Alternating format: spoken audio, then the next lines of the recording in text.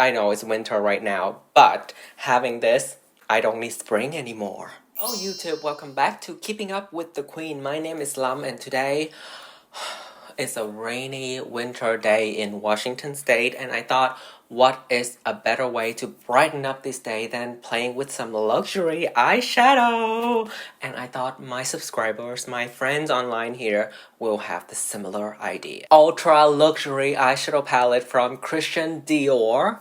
And we are going to swatch it on my light medium olive delicious skin tone. We are going to see if this palette lived up to its beautiful, absolutely gorgeous packaging. Without further ado, let me introduce the newest member of my eyeshadow collection, Blooming Boudoir palette number 002. Can we just take a moment to admire this absolutely gorgeous packaging? It's cloth and it's beautiful. This palette was gifted to me by my friend Zoda for Christmas, and I did not expect her to give me such an expensive eyeshadow palette. I didn't even know it existed. It literally came in a box with a bow. And I opened it, it was a whole experience, and then I see the palette itself. The excitement keeps increasing, you know, and I see this packaging, absolutely beautiful, and I open up this palette, 10 eyeshadows, and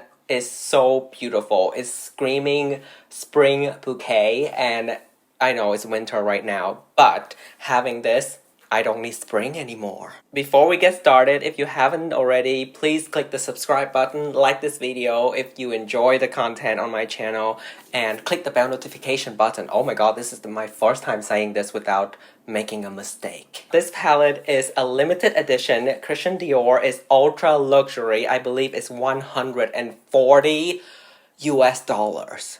Can we just let that sink in, please, for 10 eyeshadows? I thought the most expensive eyeshadow palette I will ever own is gonna be one of those mothership palettes by Pat McGrath, the 10-pan palette, and those are $128. Already very expensive. This one, even more expensive. So I was in shock. And even though it looks like it has less product than Pat McGrath, because you know Pat McGrath's pans are giant, it actually has more product in here versus a Pat McGrath palette. A little bit more. I believe it's like 1 or 2 grams more. There's one thing I'm going to say about it, is that it feels very lightweight compared to Pat McGrath. When I think I'm just used to those palettes being so heavy that when I look this up and I see that it's $140, I was like, okay, it's very light.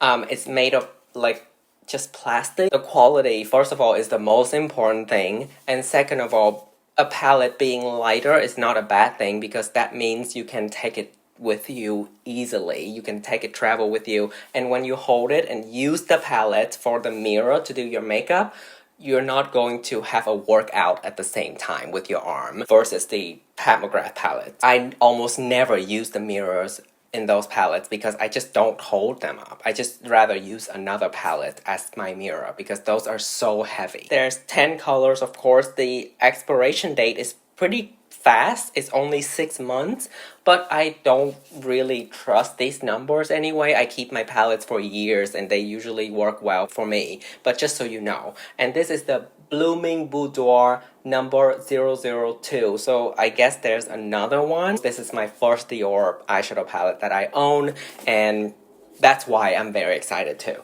So it's made in France. The net weight is 18 grams, which is 0.63 ounces.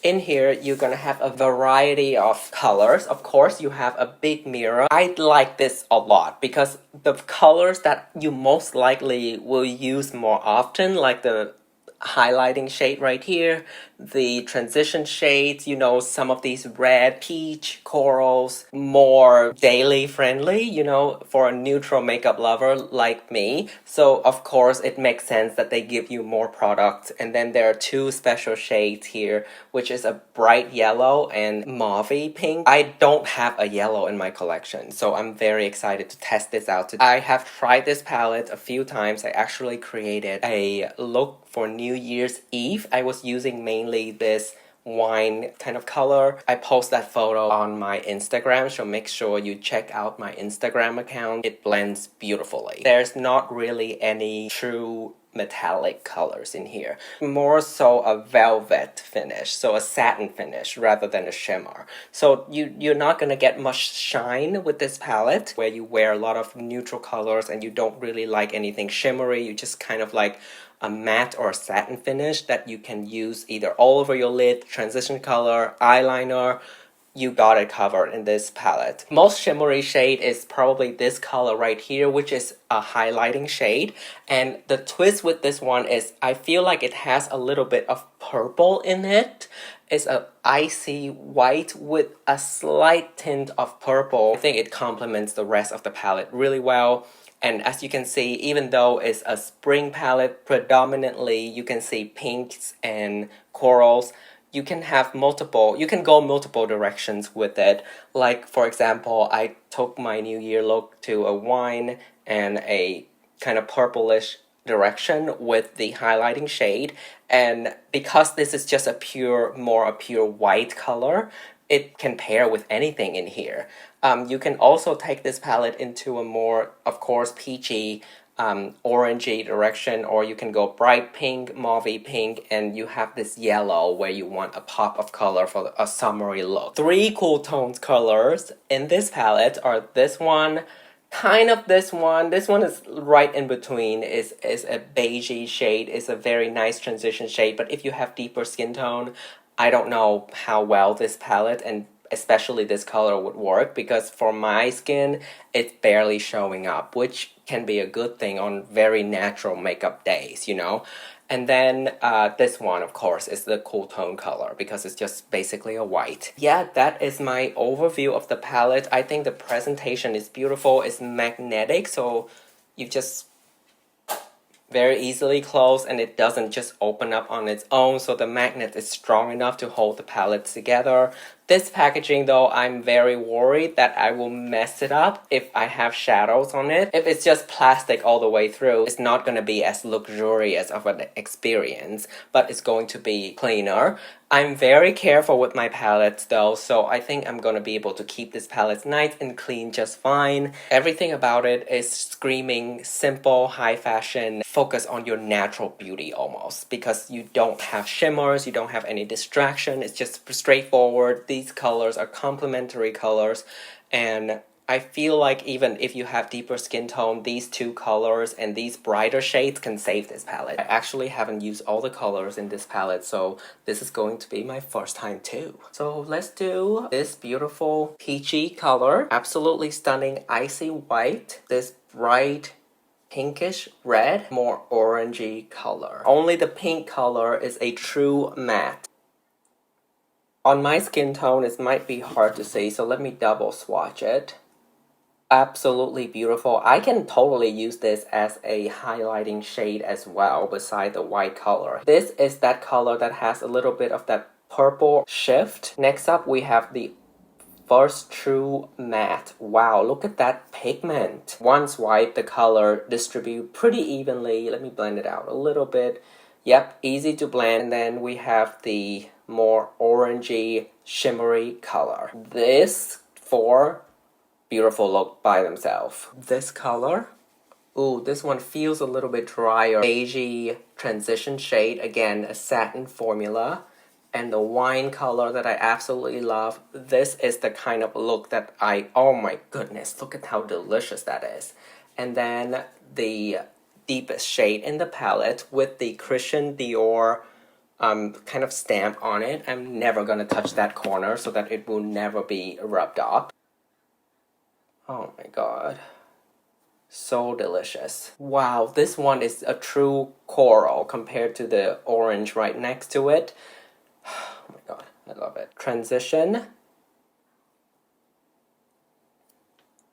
Very close to my skin tone, just slightly deeper and more neutral. My favorite color in the palette. Look at that pigment! And they're so easy to blend because of the formula. On camera, these 3 looks more similar, but I promise in person they are different. Even the deepest shade, look at that pigmentation. I can go all the way through my hand. These two are the same formula as the pinkish reddish color. They are true matte. Lastly, let's do the yellow and the mauve kind of pink. Ooh. Okay, so I did have to swatch them it's like 3 times to get the pigmentation clear for you. I'm very excited to try this color as well. Of course, this is a lighter color, so the pigmentation is not as strong. Whether or not you think this palette will work for your skin tone is up to you. I think it would work for people with tan or deeper skin tone, but if you're a very deep skin tone, I don't know how well this palette would translate on your skin. Pigmentation is great, swatches are nice. Some of the colors are softer than others. 1, 2, 3, 4, 5. These 5 are satin or shimmery, very slightly shimmery formula, and the rest are true matte, very creamy matte, almost feels buttery. With the exception of this shimmer right here, the orange shade, it feels a little drier to the touch. I'm not going to compare it to any other palette. I feel like the theming of this palette and the purpose of it is very high fashion, it's simple, focus on your beauty with pops of colors for spring. I don't think it is trying to mimic anything else. It's its own thing. So I'm not going to compare them. But if you want me to compare these colors with any of my palettes that I have reviewed on my channel, let me know and I'm more than happy to do it. Okay, I'm back after like 4 hours and I need to get this done before the day passes me by. Who else can relate? In this kind of weather in the winter, it's so hard to get anything done. The first look I'm going to go for is burgundy look because I really want to show you how beautiful these two colors are on my skin tone and on my eye. Grab this beige and I want to show you how it looks all over the lid. But I first want to sweep that across my lid as if I'm just going to keep this very simple. I have my Primer Potion eye primer from Urban Decay on. This is with nothing and this is with that color. It gives you enough dimension without any warmth to show the other person that you're wearing eyeshadow, and the finish is so creamy. Barely takes any effort to blend out. Switch the side of the brush. I was using the Anastasia fluffy side. This comes in her palette. And then I'm going to do the flat side now, and we are going to dip into that shade. Let me know what this actually is called because I keep saying it's a wine shade. Like this on the outer corner. Usually I wouldn't use this much, but I really want to see how it show up on the camera. And whatever is left, I'm going to run it on my lower lash line. It's a very creamy matte. It's so blendable. I'm going to switch to an even thinner brush, but still kind of fluffy, and we are going to, this time, grab that deep purple, and we are going to treat it as a liner. Going back to this brush, this color here, I'm going to blend it with the deepest shade. Highlight the inner corner. I'm just going to show you how this icy white would look. Look at this.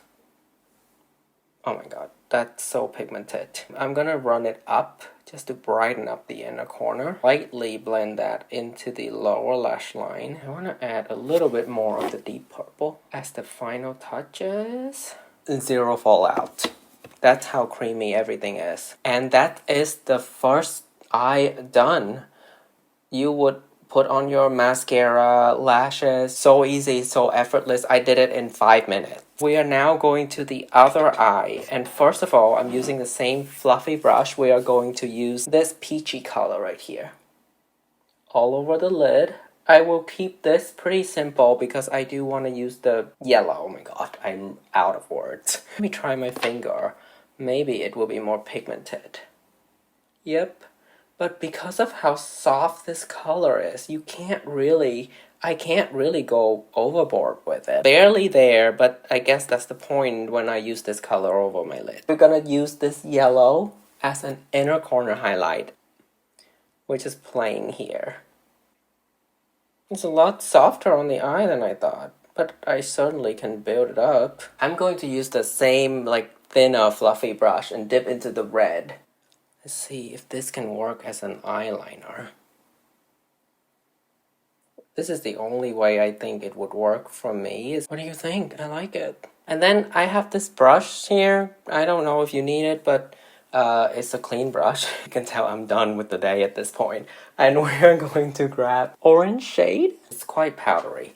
We are going to run that on the lower lash line.